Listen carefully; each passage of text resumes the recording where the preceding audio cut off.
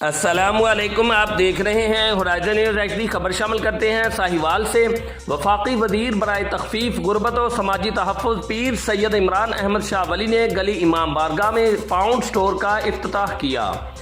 इफ्तिताह के मौका पर समाजी वर्कर शहजाद खान, शेख उस्मान, चौधरी बिलाल, मलक एहसान और भोला व दीगर दोस्त अहबाब ने शिरकत की। इस मौके पर पीर इमरान अहमद शाह ने कहा कि पाकिस्तान मुस्लिम लीग नून की हुकूमत अवाम की फलाह बहबूद व सहूलियात की फराहमी को अव्वलीन तरजीह देती है। उन्होंने बताया कि कायद मियाँ मोहम्मद नवाज शरीफ के दौर में मुल्क भर में गरीब लोगों को रिलीफ फराहम किए गए। मैं अपने कायद की क़यादत में अवामी खिदमात का सफ़र हमेशा जारी और सारी रखूँगा। इन ख्यालात का इजहार उन्होंने पाउंड स्टोर के इफ्तिताह के मौका पर रिबन कटिंग करते हुए किया। आखिर में मुल्क पाकिस्तान और पाक फौज के लिए खुसूसी दुआ की गई। Report Rauf Shahzad Jatt, divisional bureau chief Sahiwal, Horizon News Active, Pakistan.